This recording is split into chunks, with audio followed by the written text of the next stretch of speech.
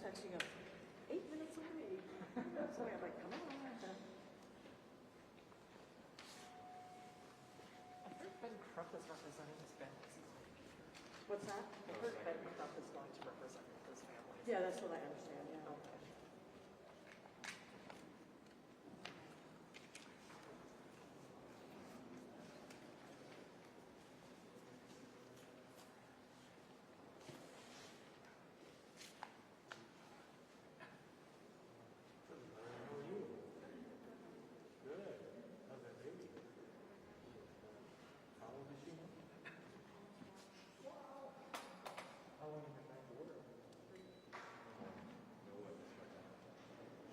Yeah.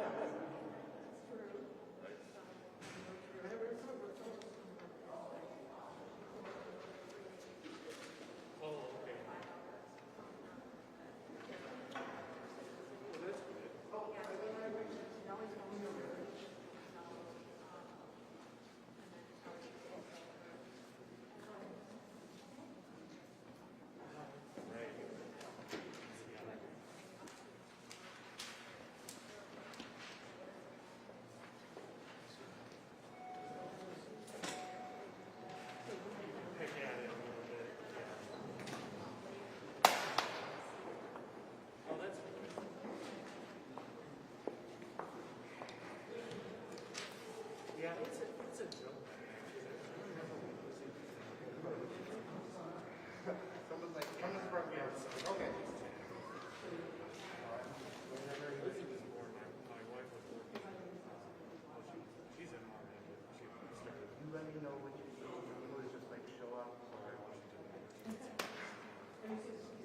I introduced her.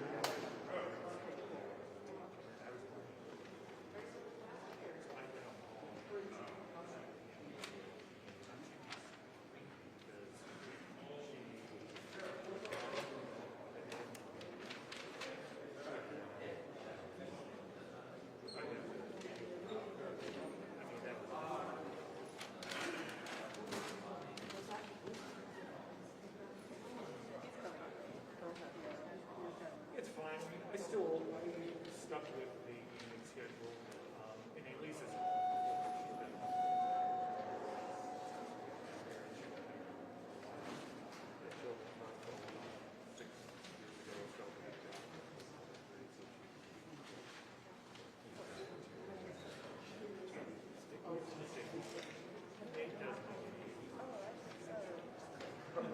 And the kids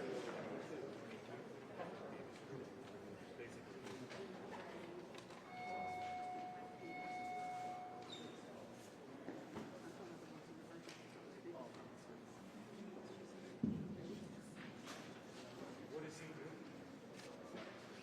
Oh, really? Oh, really?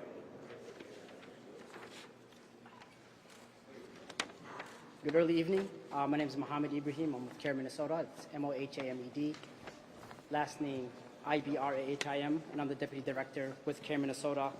I think in situations like this, it's not about the information that the city officials decide to release, but more so it's about the information that they are keeping away from the public. If we are startled from a mistaken pre-dawn police raid and sought protection, can police officers mistakenly enter our homes and slaughter us down? I think what we saw from a lot of reports that a lot could have happened before those 9 seconds, during those 9 seconds, and after those 9 seconds. But what should not have happened in those 9 seconds is Amir Locke losing his life. So to start us off with this press conference, we're going to have Michelle Gross, the President of Communities United Against Police Brutality.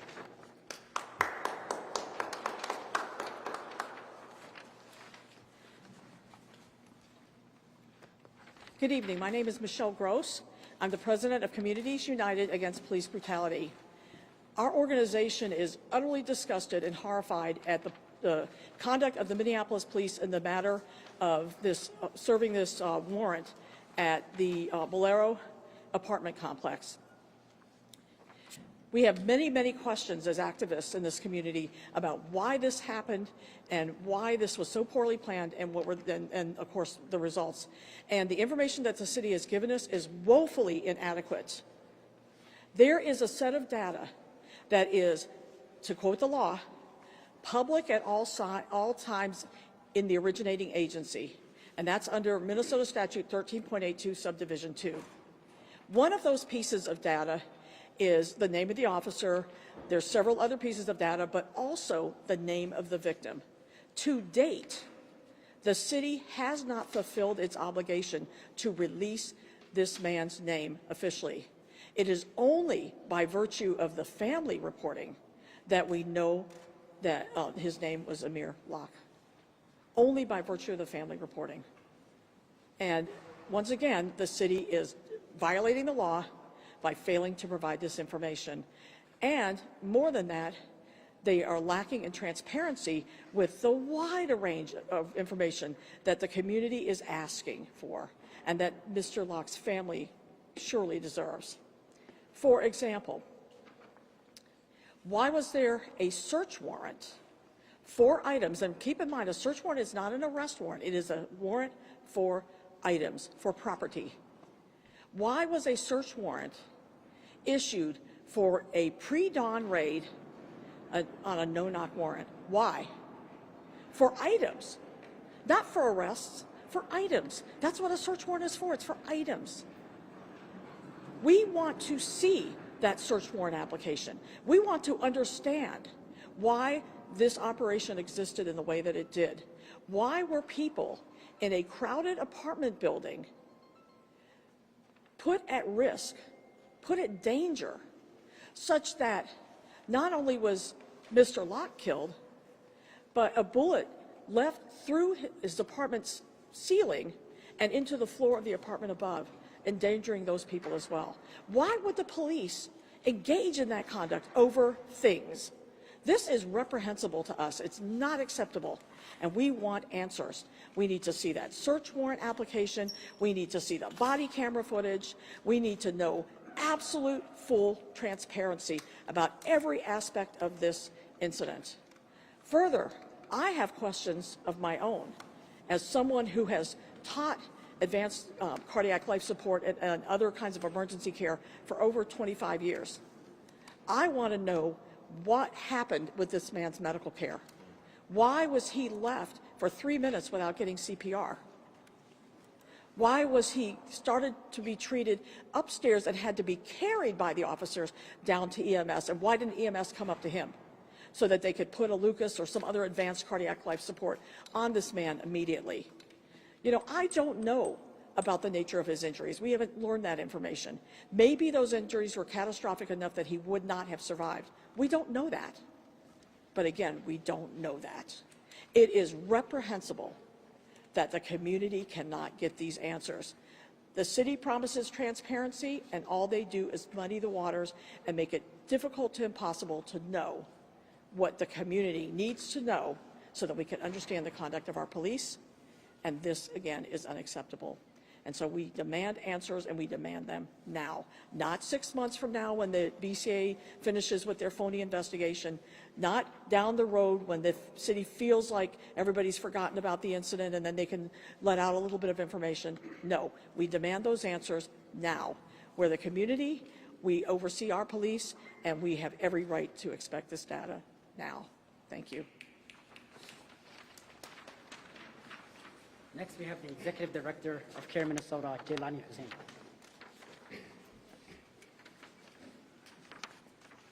First of all, I want to send our deepest condolences to Amir Locke's family. I know that nothing we can do can bring back this beautiful life that was lost. And while we are all here fighting for justice for Amir, his family, and for the countless lives that are walking in our city who may be gunned down by the same system that continues to gun down black and brown bodies across this country. Today, is no different than the days after the killing of George Floyd, That's right. and the days after the killings of many others, Jamar Clark, Philando Castillo.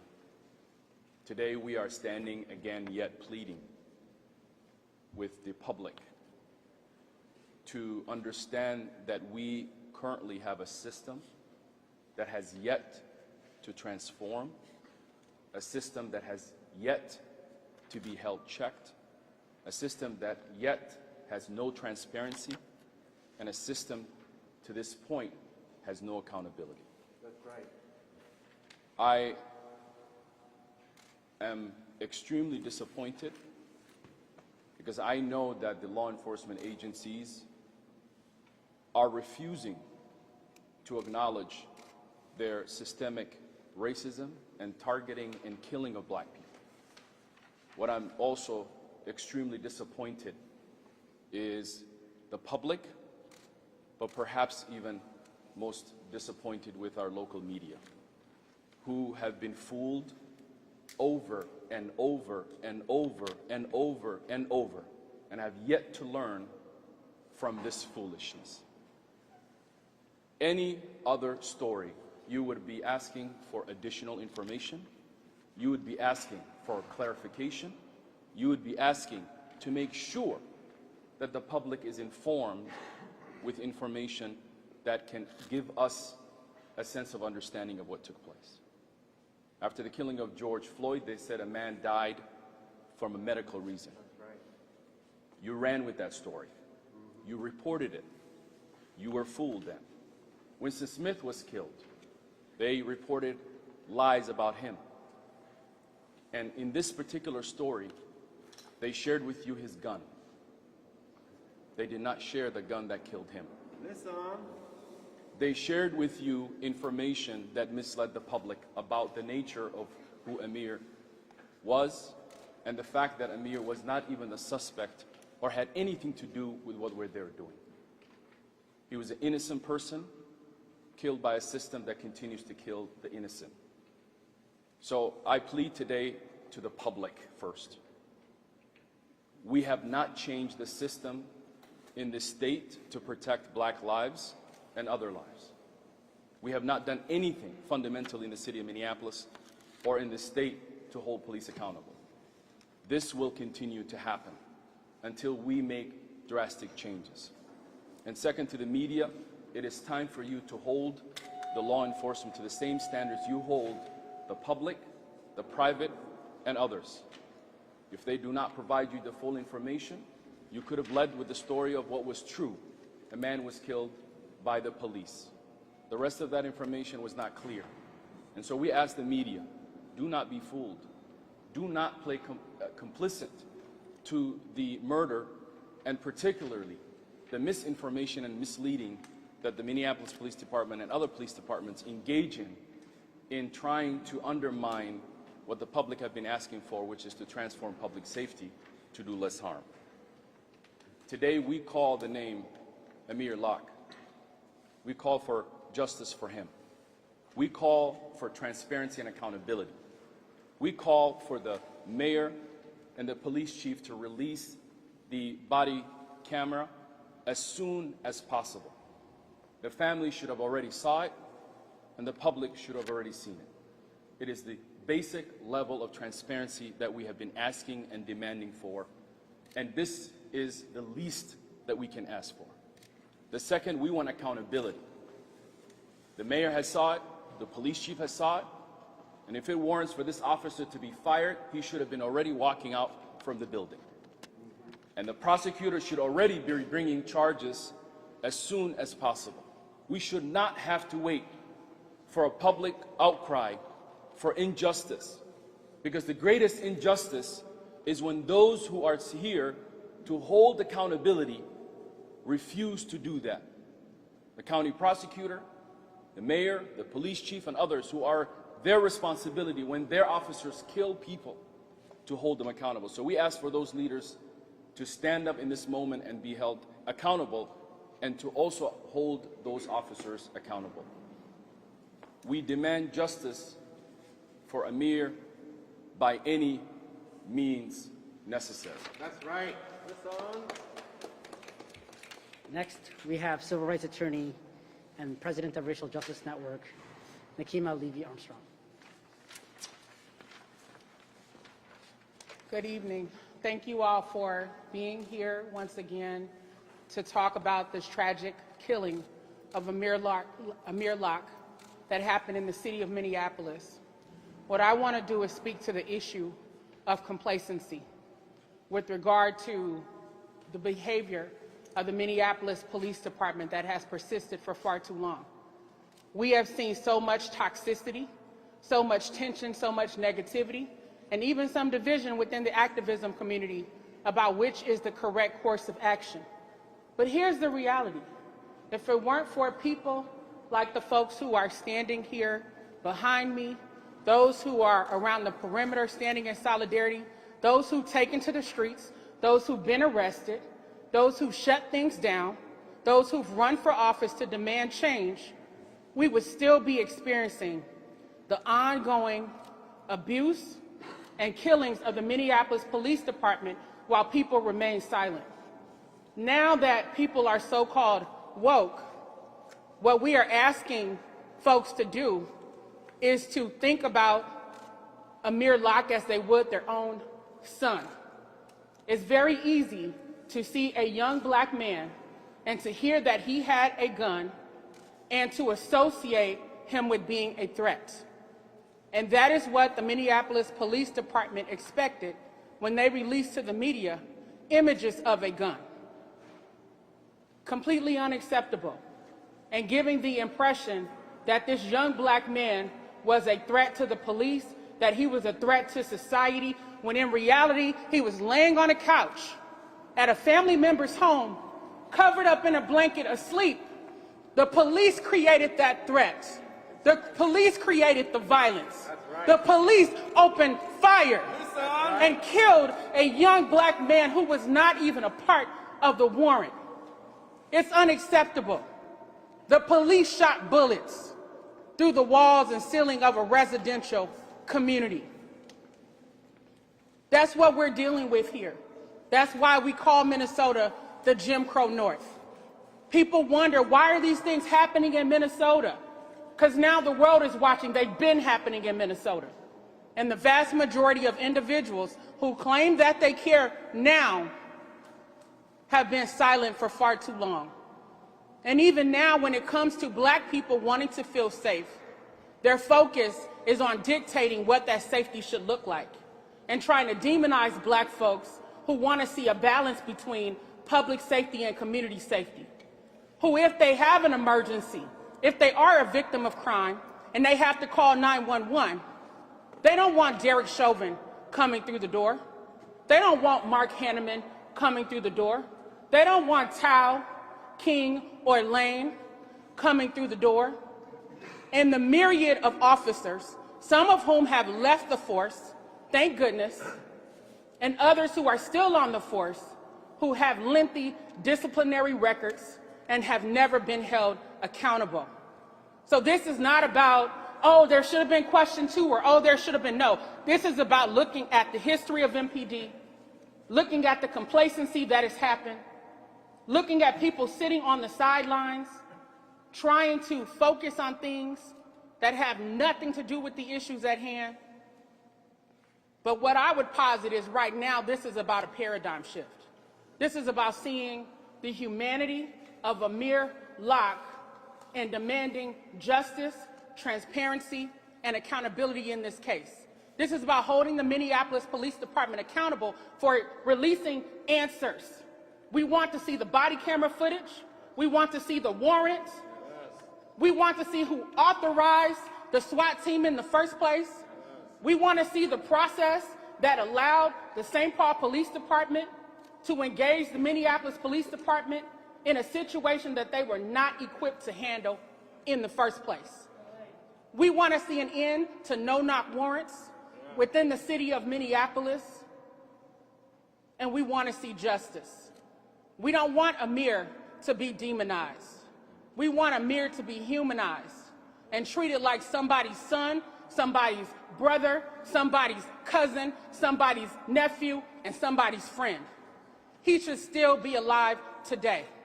We will not tolerate the whitewashing by any elected official in this situation, by any police officer, by anyone sitting on the sidelines trying to justify what happened because Amir had a gun, someone who had a conceal and carry, someone who was exercising his Second Amendment rights as well he should.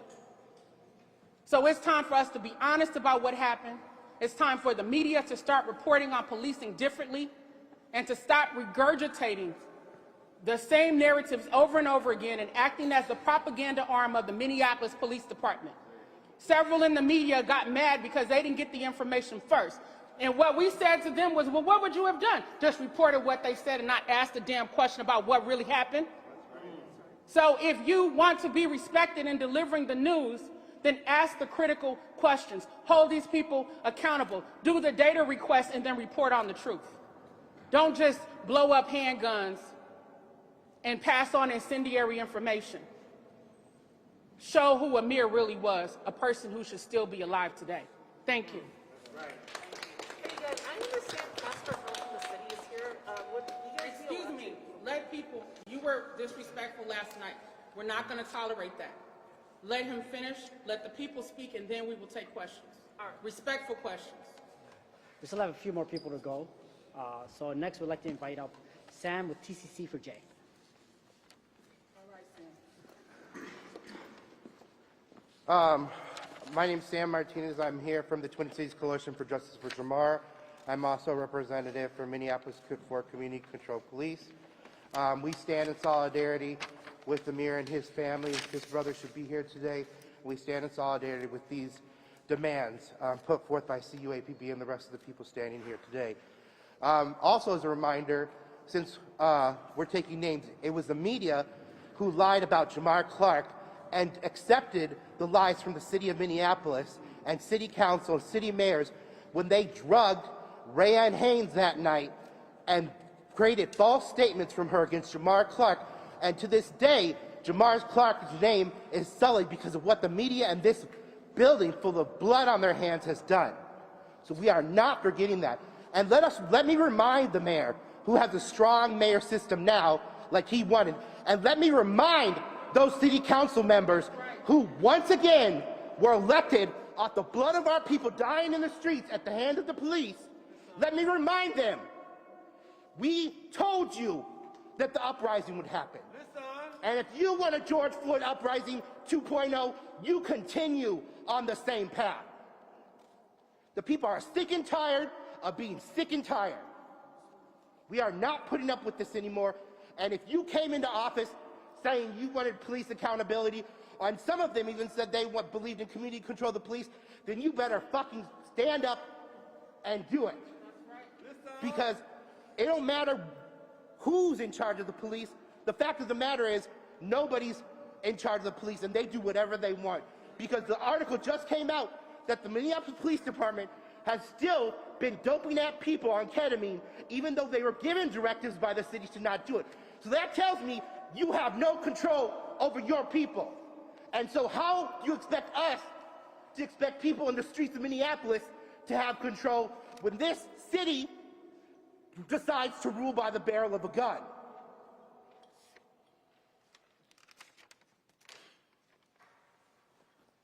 Second,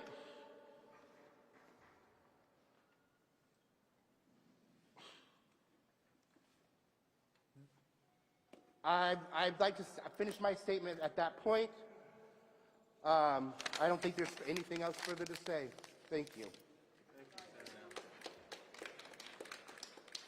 Next, I'd like to bring up the president and the founder of Family Supporting Families, Tashira Garway.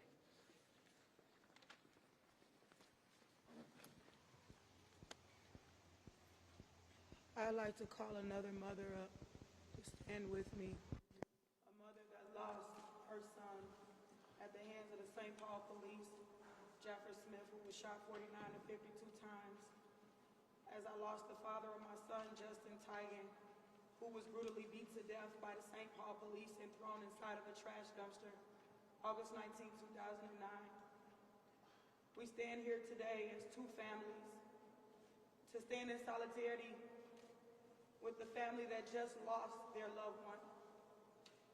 When all of this is going on, there's a family that is hurting, that lost somebody that they truly love, a mother that lost her son yesterday, a sister that probably lost her brother, a father that probably lost his son, and a child that may have lost his dad. Constantly, over and over and over again, they fear for their lives when it comes to people that look like me. When it comes to our black men in this community, they fear their lives. But white men can walk through protests with rifles, and they can walk free afterwards. We are tired. Our community is tired. How much can we beg? How much can we plead? How much can we talk to legislators before you understand that we are at the point where we're going to be right back where we was when George Floyd was murdered? Our backs is up against the wall. The community backs is up against the wall, and it's only so much more that we can take. We cannot take it anymore. Our families cannot take it. This is re-traumatizing every time this happens. Don't you think I think about Justin being in that garbage when I see this man get murdered on a couch for no reason? Don't you think this mother, this reminds her of what happened to her son? The lack of humanity in this state is horrific. You have no value for the black man's life, and you guys have shown us that over and over and over again, because if you valued their lives, you wouldn't keep killing them, and you would hold these officers accountable. And now the Minneapolis Police and the St. Paul Police, both of the two most deadliest in the state, have worked together to conspire this man's murder yesterday. The blood is on your hands. Every last elected official that have allowed this to happen, because it's not the police alone that's done this. They've all worked together to do this. The BCA, Drew Evans, he's worked together to cover up the murders. And our families' lives is on the line because this state is being exposed. We in a season of exposure. And all of what you guys have been doing to black, indigenous, and minority people in the last 20 years, almost 500 bodies. So that means there's 500 families out here suffering and hurting, and you guys have allowed this. You've allowed it to happen. The police did not get to this place by themselves. You guys allowed this in this state, but guess what? We will not continue to allow it. So we want the videos released immediately. For the sake of the family, for the sake of their closure, for the sake of what they deserve as a hurting, mourning family. The family deserves that video, and we want it released immediately. That's right. Yeah. Thank you.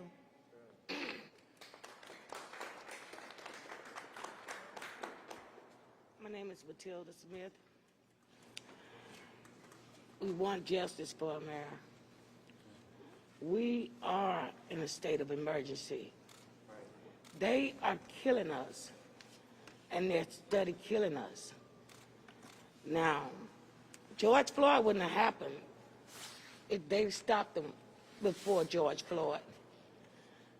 Amir, Dante Wright, Cordia Handy, Marcus Golden, Jamar Clark. This wouldn't happen if you all take care of this. This is a state of emergency. We're losing all of our black men. I lost my son, and it's not right. Some of you were born into this culture of killing black and indigenous people. So it seems normal to you all.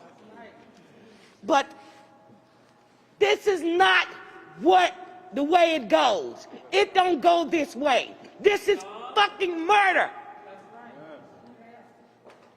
And they need to be convicted.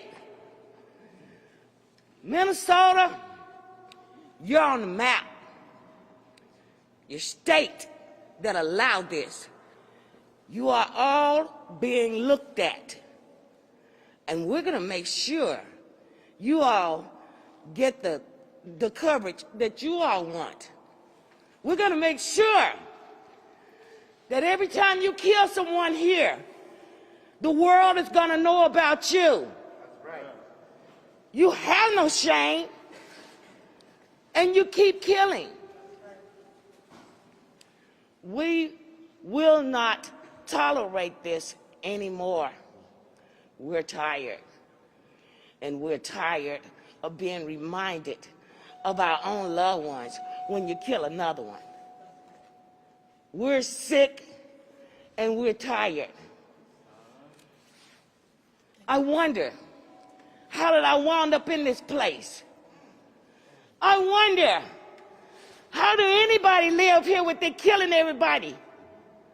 There's something wrong with you guys that think this is normal. This is not normal. You were born in this culture. It wasn't right when you were born.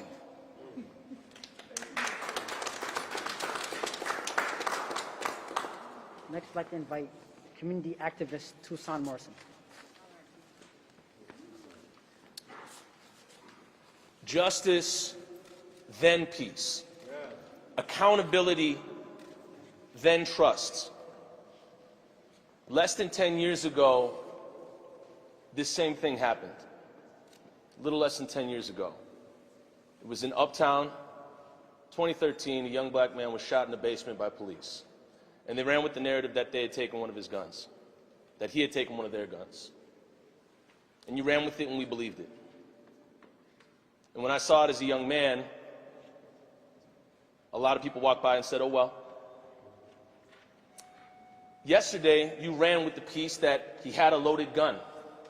And maybe he did. Maybe you have one right now. Who knows?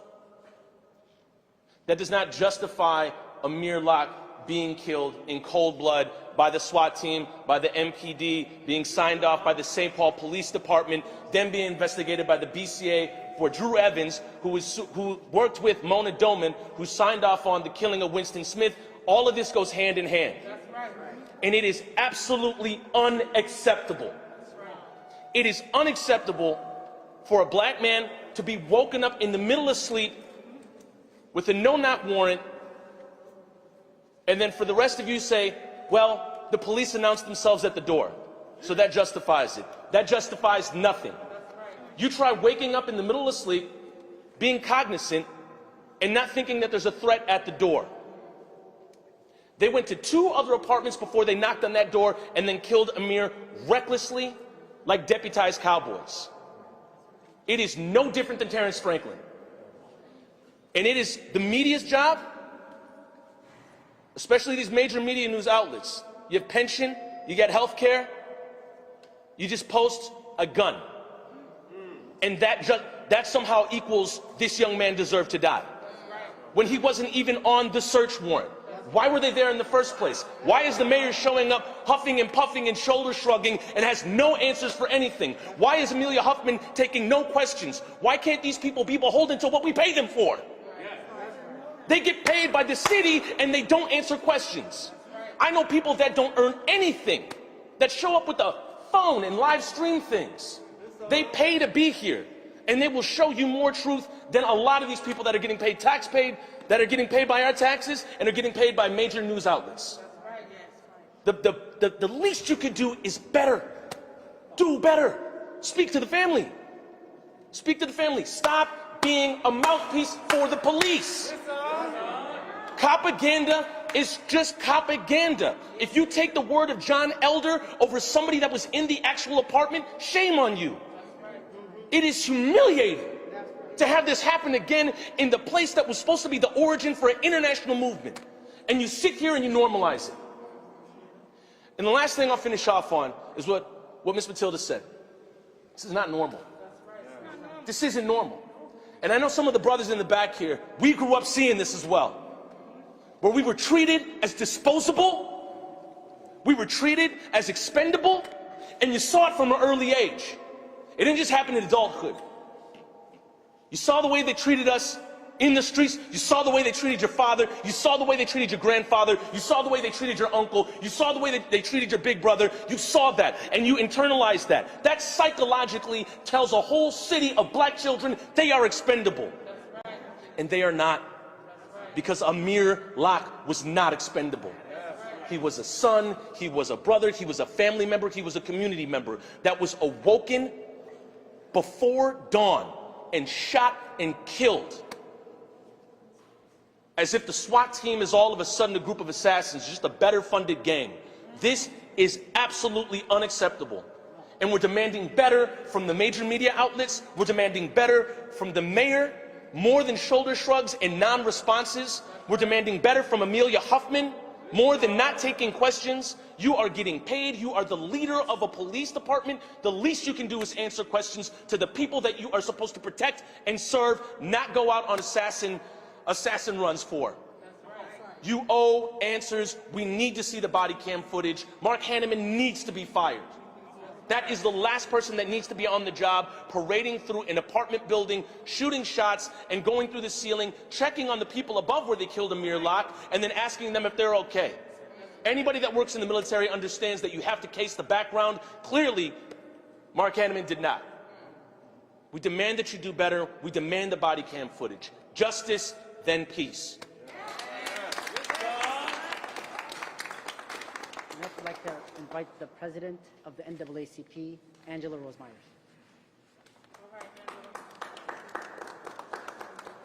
Good evening. My name is Cynthia Wilson. I'm the acting president with the Minneapolis NAACP. And what I'd like to do first is just have a moment of silence.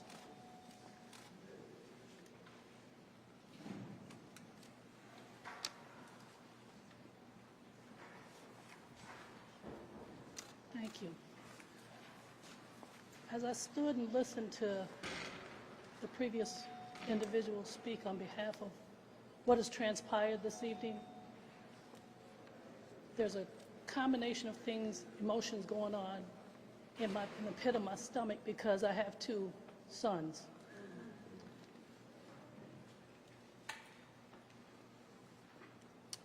And sometimes it gets to the point that I'm so fearful for them.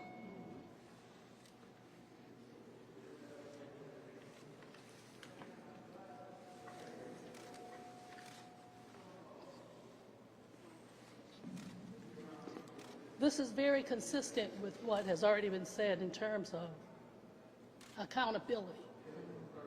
And I want to make a statement that's very sacerdotal, if you will. The police kill what they cannot control. One more time. The police kill what they cannot control. It's been said over and over again that we're tired. The word humanity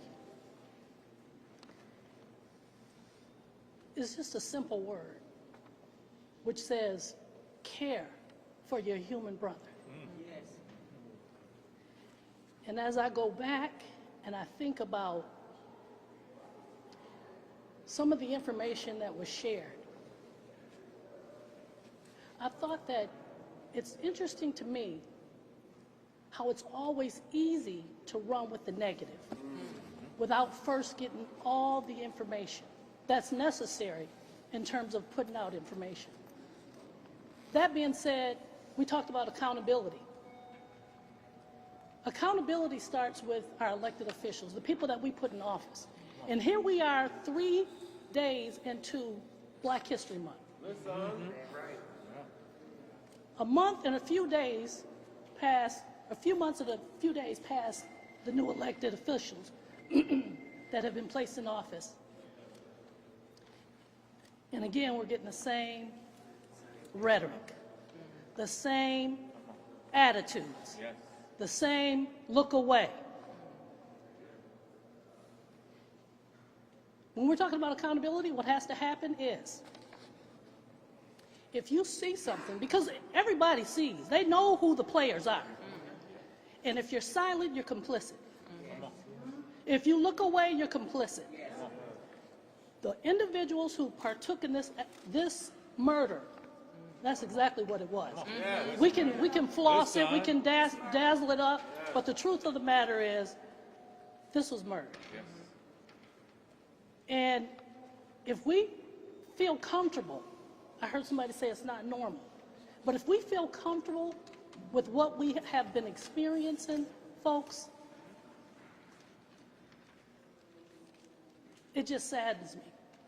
Let me give you, I'll end this with a story. There was a kid who was raised by his mother and father, did everything right, tried to be that upholding kid that his parents had raised.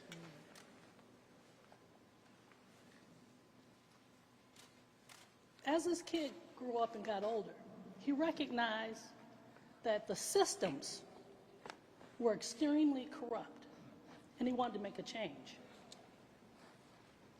Before this kid could even really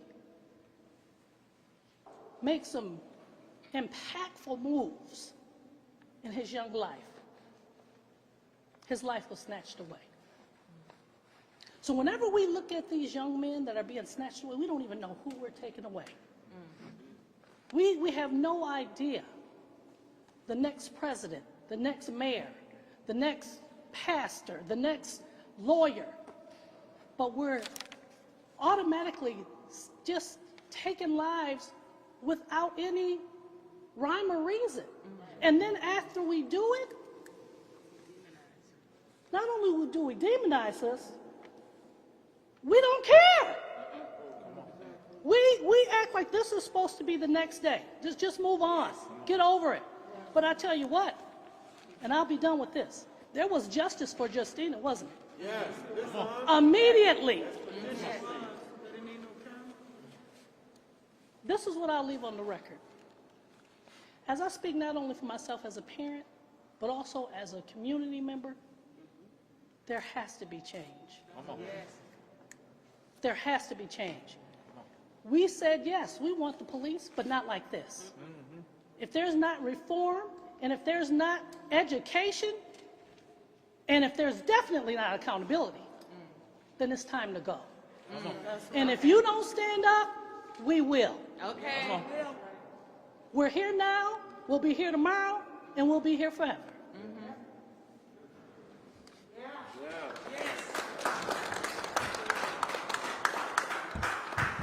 Now we'll open it up for some questions. Do any of you happen to know if the Locke family has viewed this body camera video yet?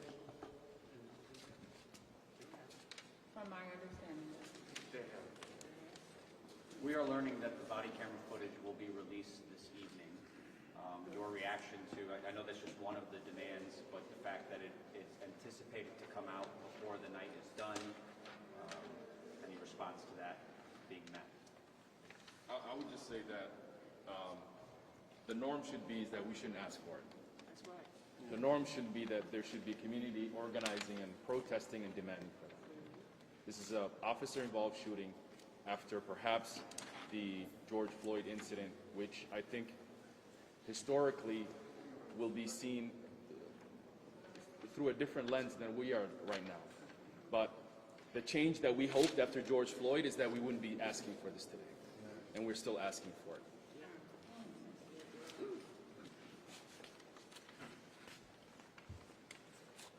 If I can add, I think it's a very good thing that they are releasing it, but I want to know why it took so long. To this day, to this minute, they still have not released officially this man's name. How ridiculous and utterly outrageous that they will not release the data that is to be public at all times in the originating agency. Release this information. You owe it to the community and to this man's family to recognize his name. And it is a good thing that they will release this body camera footage. I suspect it will show that this shooting was utterly unjustified. That transparency is necessary, but it has been more than 24 hours. They should have released it much sooner. Thank you.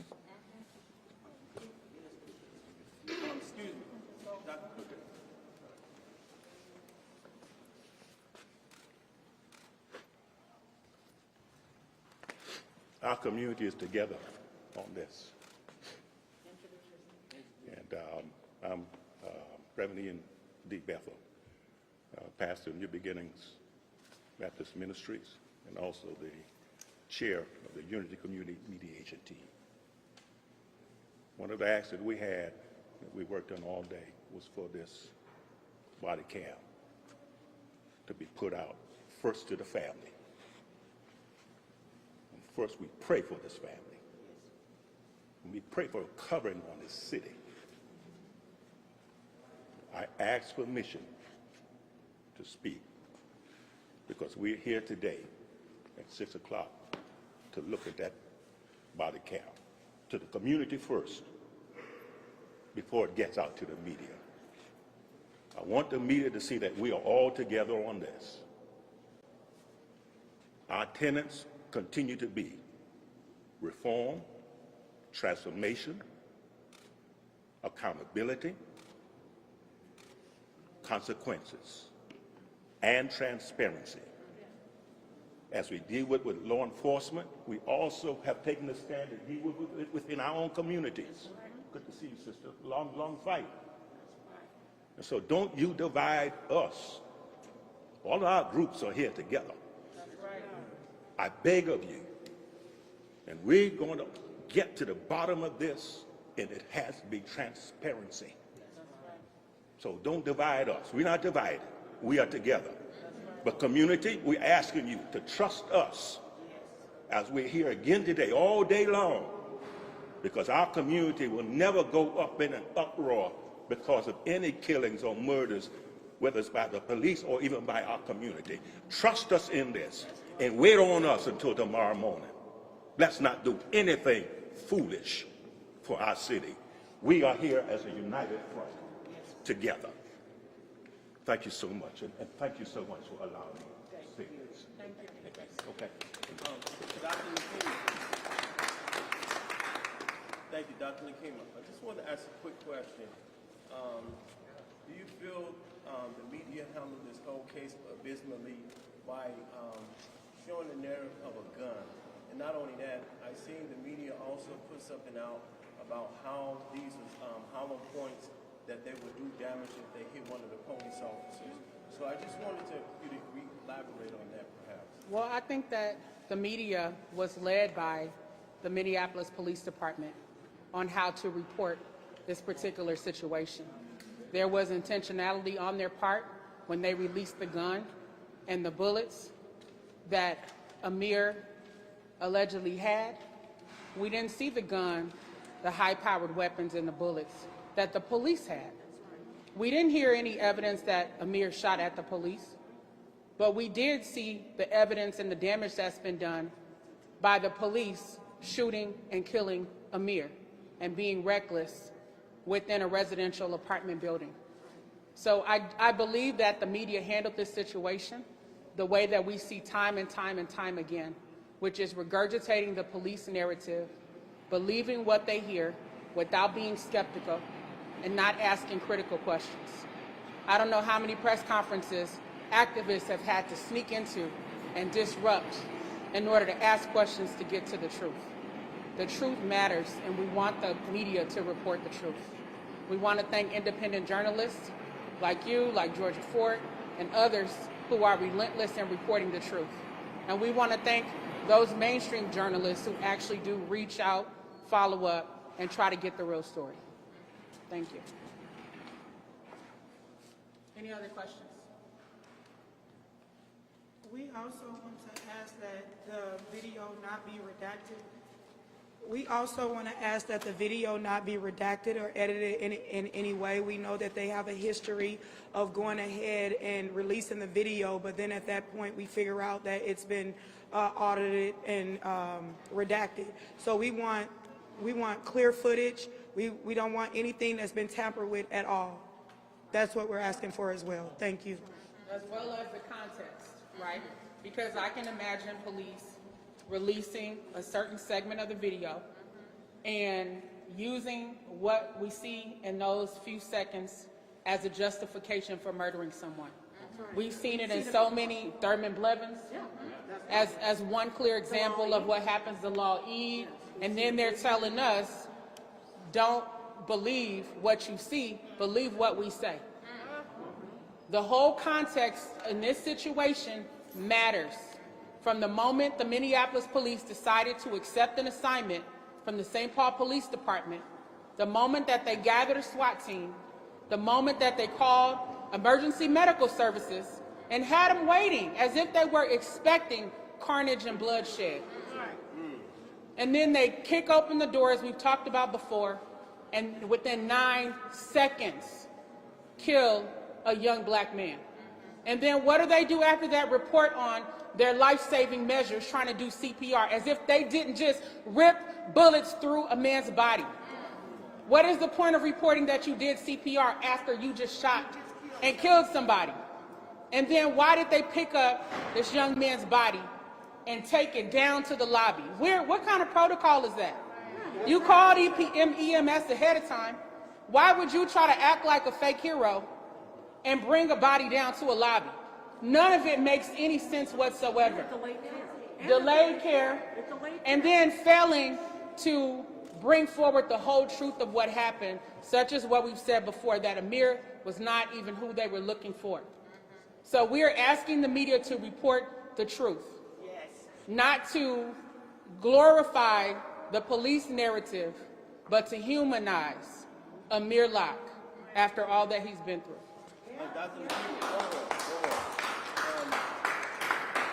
It's very discombobulating for a nation of people to find out that this was over some stolen merchandise, and then all of a sudden an individual lose their life. Like, what was the search warrant about? Has the family seen the search warrant or anything of that nature? Look, we like to see everything. Right. I can't speak to whether I'm not at liberty to share whether they have seen the search warrant. But I would like, Michelle, if you want to talk about the incident report and what has been released. That's right. I can tell you that the search warrant has not been released yet. One of the requirements under Minnesota law is after a warrant is served, within 10 days, the warrant and the warrant application must be filed with the court. So I think they're going to leverage that amount of 10 days before they actually file these documents, so that the community can actually get a look at what those documents are. Because at that point that they're filed with the court, they become public.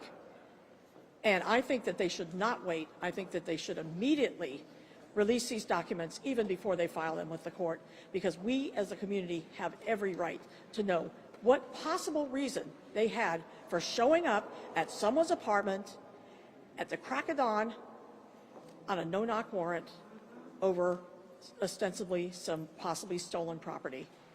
What possible reason could you have for that? And then take a man's life when he is merely defending himself as you burst through the door. We have a right to know. Michelle Gross, wasn't there some type of law being passed that they wasn't supposed to do no-knock warrants anymore? We got a bill through the legislature in the last session that was to put very strict guardrails around the use of no-knock warrants. We brought the bill forward. It was watered down, unfortunately, but even in a watered-down state, should have prevented what happened yesterday. It is clear that the officers are not following that law. Thank you all. Thank you all. Thank you. Thank you. Here's what's happening.